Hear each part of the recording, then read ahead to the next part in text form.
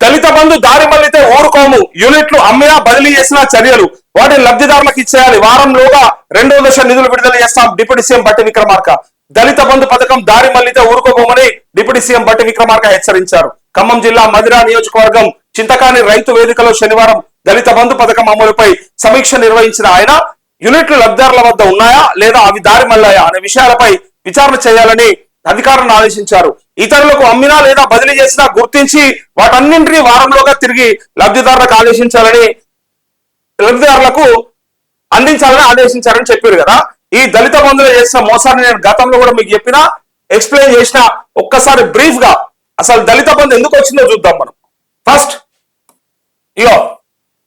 ఈ దళిత బంధుని ఎందుకు తీసుకొచ్చిండంటే కేసీఆర్ సీఎం కాకముందు ఇచ్చినటువంటి మాట ఏంటిదంటే దళిత ముఖ్యమంత్రి అని చెప్పిండు. ఎస్సీ సీఎం దళిత ముఖ్యమంత్రి చేస్తా అని చెప్పిండు. ఇది చేయలేదు. ఓకే, అట్లనే ఇక్కడ కూడా దళితులకి 3 ఎకరాల భూమి ఇస్తా అని చెప్పిండు. 3 acres దళితులందరికీ, నిరుపేదలకి, భూమి లేని వాళ్ళకి. అంటే 1 నెలకు 2 కలుపుతా అన్నాడు, 2 నెలలకు 1 కలుపుతా అన్నాడు. ఒకవేళ 1.5 నెలలకి మిగిలిన 1.5 కలుపుతా అన్నాడు. ఎక్కడికి వెళ్ళి ఆయన ఏం చెప్పిండంటే 3 ఎకరాలు చేస్తా అని చెప్పిండు అందరికి. ఇది చేయలేదు. ఓకే, ఈ 3 ఎకరాల లెక్క నేను గతంలో కూడా చెప్పిన. ఒక్కొక్కసారి చూడండి, ఇక మన రాష్ట్రంలో తక్కువ 15 లక్షల కంటే తక్కువ అయితే 7 ఎకరం భూమి దొరకదు. 15 లక్షల లోపు ఎక్కడ ఉంటే కామెంట్ చేయరు. ఒకవేళ లైవ్ చూస్తున్న వాళ్ళు ఉంటే 15 లక్షల లోపు అయితే లేదు. సో ఇక్కడ ఎంత ఇవ్వాల్సి వస్తుంది? 45 లక్షలు ఇవ్వాలి. యావరేజ్ గా 45 లక్షలు లబ్ధి జరిగేది ఒకవేళ 3 ఎకరాల భూమి ఇచ్చినట్టయితే. ఇది హామీ. అట్లే రిజర్వేషన్లు వేస్తా అని చెప్పారు. రిజర్వేషన్ ఇదే అసెంబ్లీలో తీర్మానం చేసి పంపించినామని చెప్పి ఎస్సీ వర్గీకరణకు సంబంధించి. సో రిజర్వేషన్లు పెంచలేదు. ఇప్పుడు జరిగింది. కానీ వాళ్ళ హయాంలో జరిగినప్పుడు ఈ దళిత బంధు వచ్చింది. చూడండి, ఈ దళిత బంధు వచ్చి దళిత బంధు ఎంత ఇచ్చిరా? 10 లక్షల, 20 లక్షల, 30 లక్షల? 10 లక్షలే కదా. 10 లక్షల రూపాయలు దళిత బంధు 10 లక్షల రూపాయలు అని పెట్టి ఇళ్ళకెళ్ళి కూడా మళ్ళా 30% నిధులు అంటే 7 లక్షల రూపాయలు మాత్రమే లబ్ధిదారునికి చేరుతూ 3 లక్షల రూపాయలు దొబ్బిరు అప్పటి ఎమ్మెల్యేలు, అప్పటి నాయకులు. ఎన్నో ఆడియో కాల్స్ కూడా ఉన్నాయి మన దగ్గర. అప్పటి ఆడియో కాల్స్ కూడా ఉన్నాయి. చాలా మంది దళిత బంధు యూనిట్ నీకు చేరాలంటే మనం పలానా ఆయనకి ఇంత ఇచ్చుకోవాలి కాబట్టి నీకు ఇంత కట్ అవుతుంది, ఈ డబ్బులు నువ్వు ముందే కొంత కట్టాల్సి ఉంటది అని చెప్పి ఆనాడు దొబ్బిన బీఆర్ఎస్ నాయకులు మన అందరికీ తెలుసు. ఇక్కడ చూడండి, 3 లక్షల రూపాయల దాకా దళిత బంధు యూనిట్లలో దొబ్బిన ఎమ్మెల్యేలు ఉన్నారు కాబట్టి ఆనాడు ముఖ్యమంత్రి మీరు దళిత బంధు ఏవైతే ఉన్నాయో ఇస్తున్నారో యూనిట్లు, వాటిలో మీరు కమిషన్లు తీసుకుంటా ఉన్నారు, అది తప్పు, కొంతమంది నోరు పట్టుకొని పనిచేయాల్సి వస్తుందని చెప్పి కేసీఆర్ చెప్పిండు. కానీ వాళ్ళేమనుకుంటారు తెలుసా? హేమ సారు కాళేశ్వరంలో, ధరణిలా, ఇండ్లా అండ్లా దోసుకోంగా, గొర్రెల స్కామ్ లా నేనేమన్నా తక్కువ తిన్నా? నేను ఎందుకు తీసుకోవద్దు, ఆయన ఒక్కడే తింటాడా, మేము ఎందుకు తినొద్దని చెప్పి వాళ్ళు కూడా మనిషి 2-3 లక్షల రూపాయలు దళిత బంధువులు తిన్నారట. అందుకోసమే ఆనాడు ఆ మాట చెప్పి 7 లక్షల రూపాయలు మాత్రమే లబ్ధి జరిగింది దళిత బంధు యూనిట్ల ద్వారా. అసలుగా జరిగింది 7 లక్షల రూపాయలు. ఇక్కడ చూడండి, దళిత బంధు తీసుకోవడానికి కారణం ఒకటి, నేను దళిత ముఖ్యమంత్రి చేస్తా అని కథం, దాన్ని చేయకుండా కాదు కదా, కనీసం దాన్ని ముచ్చట కూడా చేయలేడు. ఇంకోటి 3 ఎకరాలు ఇస్తా అని చెప్పి మేనిఫెస్టో పెట్టుకొని దాన్ని పత్తా పోలేడు. ఫైనల్ గా రిజర్వేషన్ వేస్తానే అది కూడా చేయలేకపోయాడు. వాళ్ళు పెరగకూడదా? రిజర్వేషన్లు పెంచకూడదా? వాళ్ళ జనాభాకు తగ్గట్టు వాళ్ళకి రిజర్వేషన్ ఫలాలు దక్కకూడదా అని చెప్పినటువంటి కేసీఆర్ ఇక్కడ 3 హామీలను బొందబెట్టినందుకు, తుంగలో దొక్కినందుకు ఫైనల్ గా దళిత బంధు అనే ఒక కొత్త పథకాన్ని తెర మీద తీసుకొచ్చిండు. అది హుజురాబాద్ ఎన్నికల నేపథ్యంలో. అది ఈటల రాజేందర్ ఓడగొట్టడానికి తప్ప ఆయనకు దళితుల మీద ప్రేమతోని కాదు, ఆ దళిత వర్గాన్ని, దళిత సమాజాన్ని పైకి తీసుకొద్దామని కాదు. ఆయనకున్న ఆలోచనల్లో 40-45 వేల పైగా ఓట్లు ఉన్నటువంటి హుజురాబాద్ నియోజకవర్గంలో ఎట్టి పరిస్థితుల్లో ఈటల రాజేందర్ ఓడగొట్టి గెలవాలి, పైగా బీజేపీ ఏం లేదు ఇక్కడ రాష్ట్రంలో అని చెప్పుకోవడానికి ఆనాడు ప్రయత్నం చేసి దళిత బంధు తీసుకొస్తే హుజురాబాద్ లో కూడా చక్కగా వంచలేదు దళిత బంధు.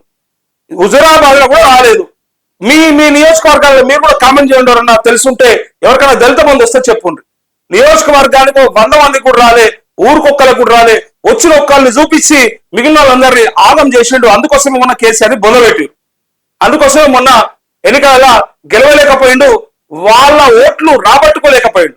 కాంగ్రెస్ కు పడ్డాయి ఆ ఓట్లు మొత్తం కూడా. దళితులను వంచిండు, మోసం చేసిండు కేసీఆర్.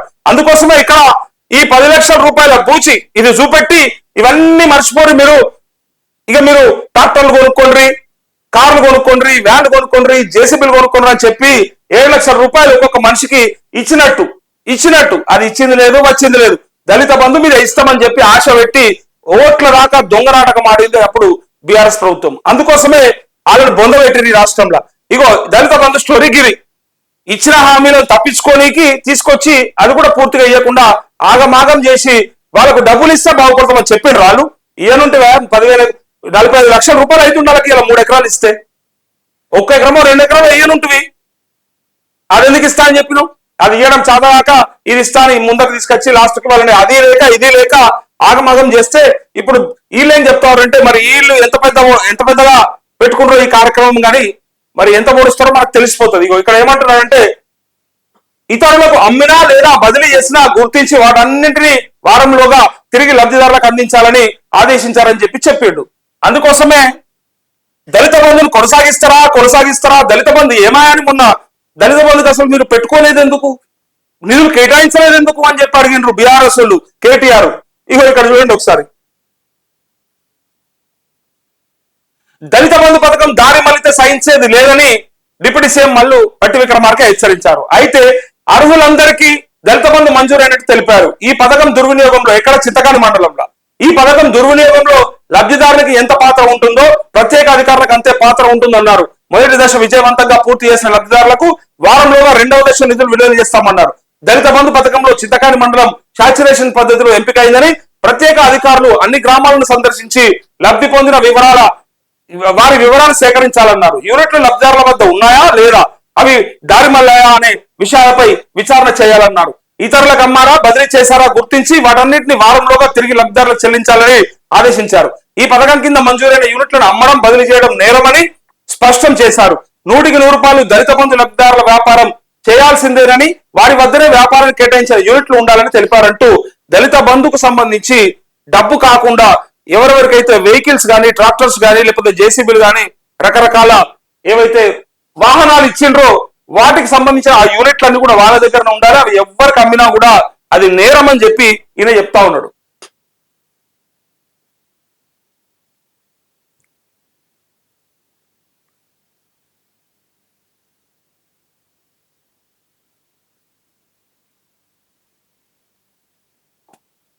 మరొక వార్త ఏంటంటే ప్రతి ఎన్నిక ప్రతిష్టాత్మకమే, పంచాయతీ నుంచి జడ్పీ వరకు కాంగ్రెస్ వైఫల్యాలపై ఇక యుద్ధ బేరి.